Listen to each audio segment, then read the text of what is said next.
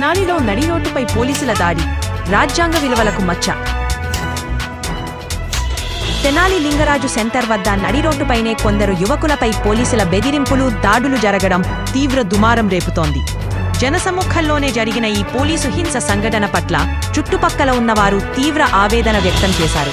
సజీవంగా ఉన్న న్యాయ వ్యవస్థను, రాజ్యాంగ విలువలను అవమానించేలా నిర్దాక్షిణ్యంగా పోలీసులు ప్రవర్తించిన తీరుపై ప్రశ్నలు వెల్వెత్తుతున్నాయి. దాడికి గురైన వారు Chebrolu John Victor, Shaik Babulal alias Karimullah, Doma Rakesh. వీరు తెనాలి మరియు మంగళగిరి ప్రాంతాలకు చెందినవారు కాగా సామాజికంగా వెనుకబడిన వర్గాలకి చెందినవారని సమాచారం.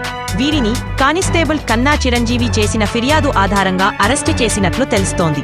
వీరి మీద క్రైమ్ కేసు నమోదు చేయబడి భారతీయ న్యాయ సంహిత మరియు ఐపీసీలో అటెంప్ట్ టు మర్డర్, హత్యాయత్నం, కాన్స్పిరసీ, కుతంత్రం వంటి తీవ్రమైన సెక్షన్లు ప్రయోగించబడ్డాయి.